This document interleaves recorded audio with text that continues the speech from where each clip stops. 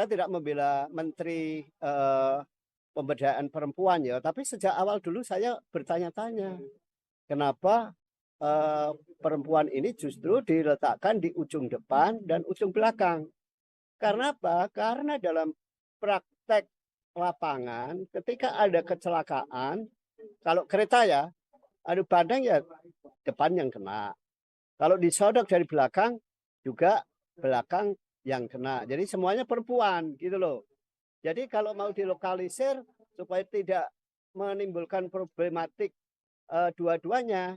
Pak Dharma, ini kan kemarin kita dapat kabar yang ya semua orang juga nggak mau lah ya Pak ya dapat kabar seperti ini gitu.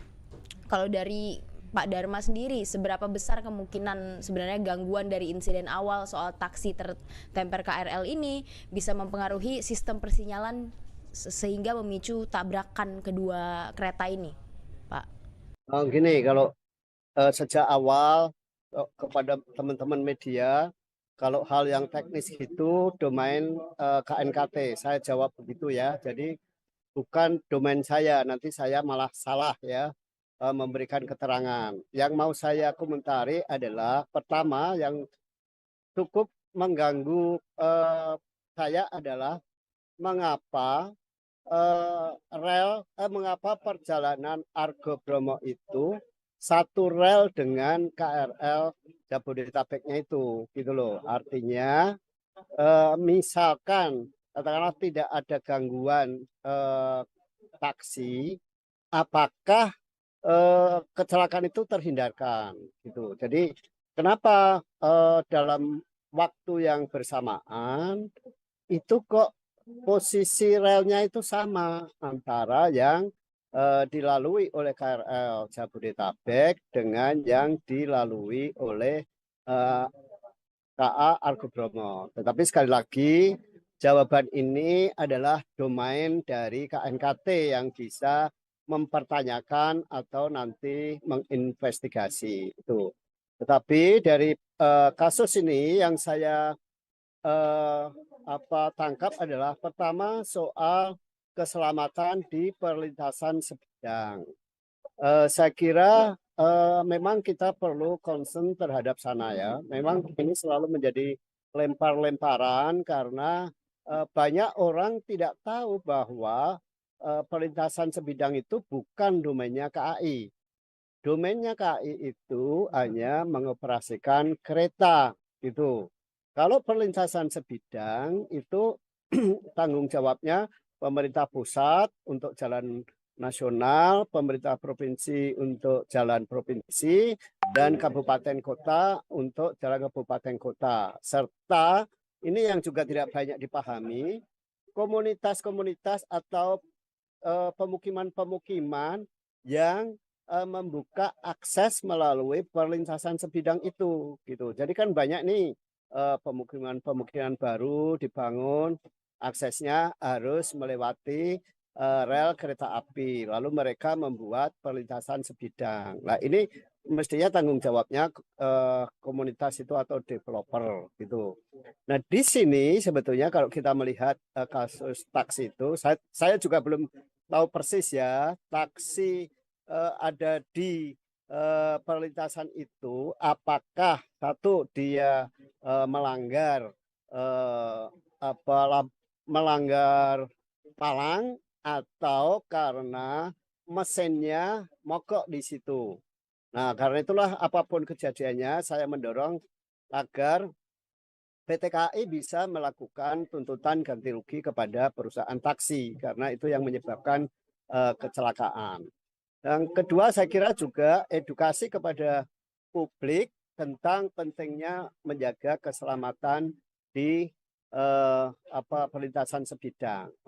Nah, saya dapat info dari kawan di Dirut Jasa Marga ya, kemarin ada korban yang terjepit selama 7 jam. Dan kemudian baru terurai ketika Direktur Jasa Marga itu mengirimkan tim rescue mereka dan menggunakan alat yang cukup canggih akhirnya bisa dikeluarkan. Nah, belajar dari pengalaman ini, saya kira KAI juga perlu membentuk tim rescue yang dilengkapi dengan sarana yang memadai, yang canggih ya. Itu. Kedua, saya kira secara teknis PT KAI itu mestinya sudah saatnya memanfaatkan teknologi yang diterapkan di semua sarana, semua kereta, sehingga kereta itu tahu di depan sana itu ada hambatan apa gitu loh. Nah, kalau melihat kejadian kemarin itu, tampaknya PT KAI belum memanfaatkan keberadaan ITS, Intelligent Transportasi System itu untuk menjaga keselamatan perjalanan gitu. Jadi sekarang ini kan di era teknologi sekarang ini banyak sekali teknologi-teknologi yang dapat dipasang di kendaraan seperti kereta api sehingga bisa misalnya dalam jarak 1 kilometer itu ada gangguan apa. Nah, ketika masih jarak 1 kilo kan masih punya kesempatan untuk mengerem. Tapi kalau kereta Argo Bromo tidak sempat mengerem, artinya kereta Argo Bromo itu belum dilengkapi dengan sarana teknologi yang canggih ya, GPS ya gitu itu. Nah, terkait dengan isu pemindahan gerbang perempuan ke tengah atau gitu ya. Sebetulnya ya, saya tidak membela Menteri Pemberdayaan Perempuan ya, tapi sejak awal dulu saya bertanya-tanya, kenapa perempuan ini justru diletakkan di ujung depan dan ujung belakang. Karena apa? Karena dalam praktek lapangan, ketika ada kecelakaan, kalau kereta ya pasti kalau disodok seperti kemarin, yang jadi korbannya, kalau kemarin kebetulan disodok berarti adu banteng ya. Adu banteng ya depan yang kena. Kalau disodok dari belakang juga belakang yang kena. Jadi semuanya perempuan gitu loh.